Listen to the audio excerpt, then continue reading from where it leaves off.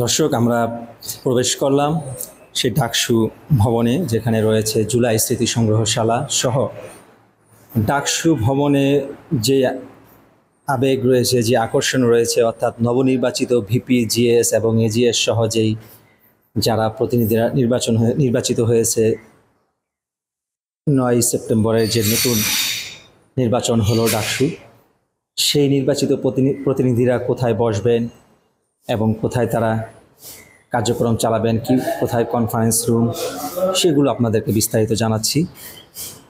এই রুমটিতেই বসবেন নবনির্বাচিত ডাকসুর ভিপি আবু সাইদ কায়েম এবং তার টেবিল।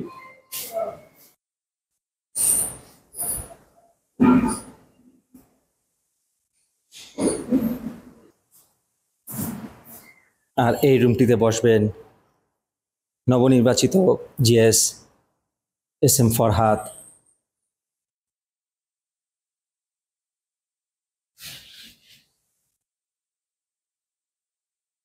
মূলত এই ভবনটি আবার নতুন করে কিছুটা কনস্ট্রাকশনের কাজ করবে, যেখানে ইঞ্জিনিয়াররা পরিদর্শন করে গিয়েছে।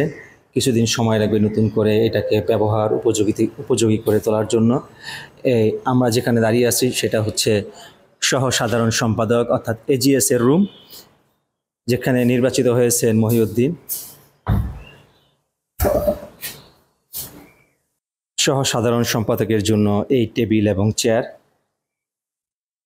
ভিপি, জিএস, এজিএস এর 3 জনের জন্য প্রতিটি রুমই একই সমান আয়তনের। ক্রীড়া সম্পাদক এবং সাহিত্য সম্পাদকের জন্য যে রুমটি বরাদ্দ,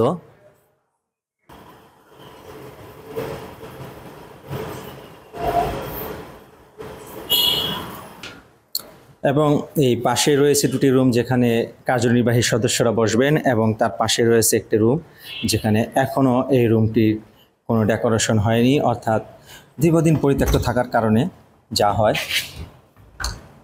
এটা কনফারেন্স রুম, এখানেই সকল সদস্যদের এই রুমে মিটিং হবে। এবং এই ডাকসু ভবনে দোতলার সর্বশেষ রয়েছে ওয়াশরুমের ব্যবস্থা, যেখানে একটা উঁচু করারও ব্যবস্থা রয়েছে, অর্থাৎ ফ্রেশ হওয়ার।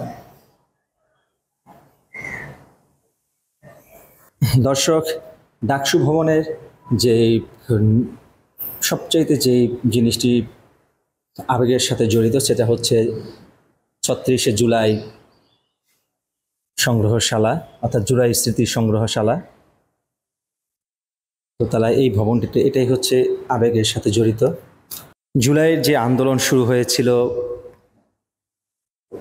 সেই আন্দোলন, কোটা বিরোধী যে আন্দোলন শুরু হয়েছিল, সেই আন্দোলন একটা পর্যায়ে এক দফায় রূপান্তরিত হয়েছিল, এবং সেই আন্দোলন দীর্ঘ 36 দিন আন্দোলনের ফলে বাংলাদেশের ফ্যাসিবাদ সরকার যে পতন হয় এবং তৎকালীন ফ্যাসিস্ট প্রধানমন্ত্রী হাসিনা ভারতে পালিয়ে যেতে বাধ্য হয় এই ছাত্র আন্দোলনের তীব্রতার কারণে।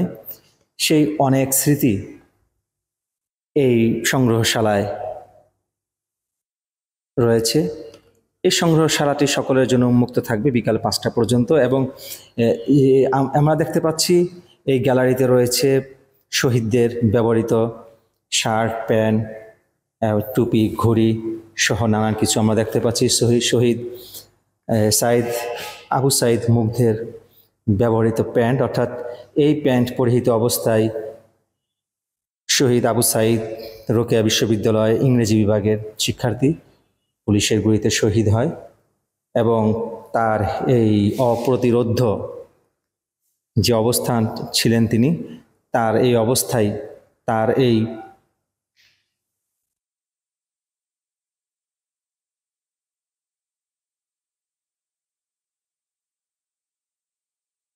এবং আবু সাইদের এই অপ্রতিরোধ্য এবং বুক চেতিয়ে দাঁড়িয়ে থাকার যে দৃশ্য বাংলাদেশের যুব সমাজ নয় সকলের কাছে যে প্রতিফলিত হয়েছিল, আন্দোলনের তীব্রতা দিয়েছিল সেই মুহূর্তটি, তারপর থেকেই অর্থাৎ 16 জুলাই আবু সাইদ নিহত হওয়ার পর থেকে সারা বাংলাদেশের যুব সমাজ এবং ছাত্র সমাজ আন্দোলনের গতি তীব্র থেকে আরও তীব্র করে গড়ে তুলেছিল।